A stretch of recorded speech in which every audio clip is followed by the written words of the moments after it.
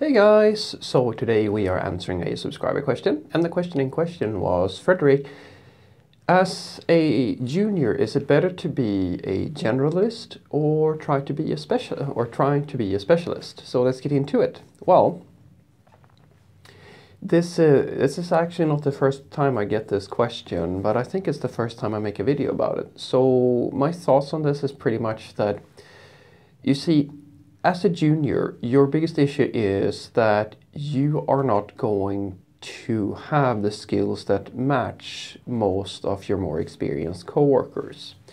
And as you can probably imagine, it depends a little bit on the sort of job that you are looking for if you're going to be a specialist. I mean, if, for example, you're going to go into front end, then there are positions where you can exclusively focus on front end development. Although I don't think that that's a good idea for you long term, it is possible to find occupations where you can, in effect, work that way. But if you flip it and then look at things from the generalist perspective, that is going to be the most, well, if you are a specialist, then probably logically you will understand that you're going to have quite a few other people around you that are more general in like their work. Generalists are usually what we call full stack developers, people who can kind of do everything, and these people usually make up the bulk of a software team. It's very rare that you have just a team of like specialists in every field. It used to be the case that you had different teams to manage different things in the large schema stuff. I mean, an example of a specialist that is pretty much a field that is dying these days is the DBA, or the database administrator. Now, there are absolutely job positions open for that sort of work, but we're moving more and more towards that. You kind of, because of the tools that we are provided with and the vast ecosystems of higher level abstractions that we get, it becomes more and more feasible to have developers take charge of more and more of the work.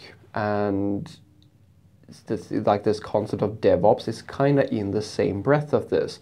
We're moving towards having higher demands and a higher level of requirements on the diversity of knowledge that a developer has, as opposed to being an absolute specialist. There are absolutely exceptions to this, but I will argue that as a junior, it's going to be very hard for you, unless, as I said, that you go into something that is very common. A front end would be one of those cases, to find a job where you can basically be a specialist. And there are a few other dangers with being a specialist very early in your career. One of the main ones is that if you go in and become a specialist of one specific thing, you're basically betting quite a lot of your time and your long-term career on that thing keeping you employed for quite some time. Because if you go really hard down one route and you're too niched, an example would be, as an example, DBA. That is the sort of choice that may have made sense quite a few years ago, but these days it's going to be very hard for you to get any type of job. So you might actually face the situation where you simply don't have the necessary skills to stay in the business, to stay in the industry, and this happens to quite a lot of people. So I mean, if you think about it, the safe bet is to actually be able to do a full-scale application, like a full-stack application type of role. It is I'm not going to lie. I mean, of course, it requires a bit of dedication for you to be able to learn that, but it is going to be the most stable and safe choice for you long term if you want to stay in software development.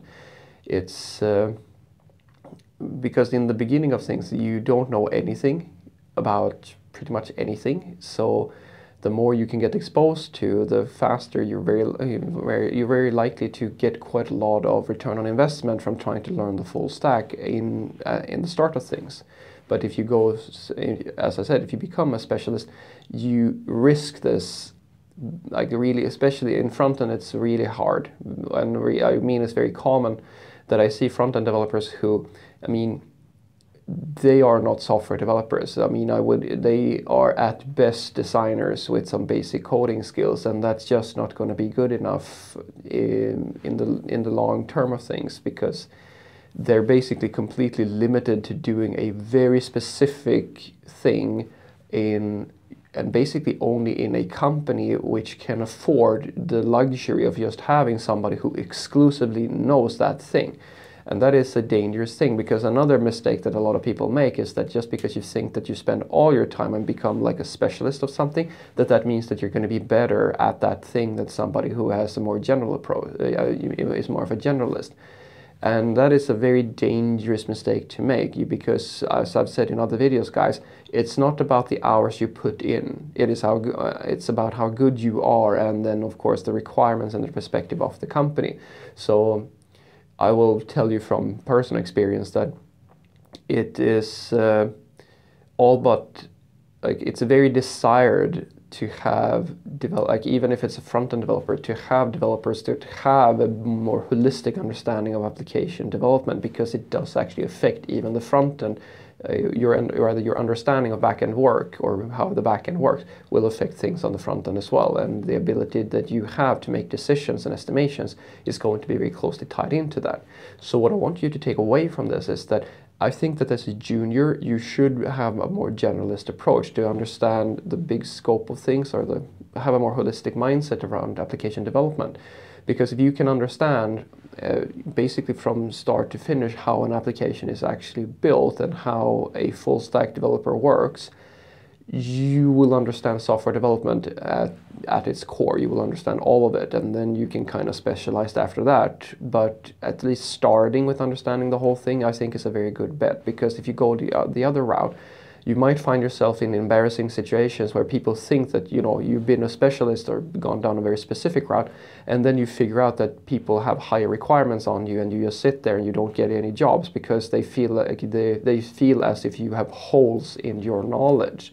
You may not think so because you've been specializing in this one thing, but as I've said before, that doesn't really matter. What matters is if you can do the job or not, and the requirements for what your job kind of is changes with, well, not too much, but it changes from company to company, and it also changes over time. So as you can imagine, going down a very niched route is a fairly, if you're going to do that, you're going to have to be fairly sure that it's going to stick around for quite some time. And that is a very hard prediction to make. Have a great day.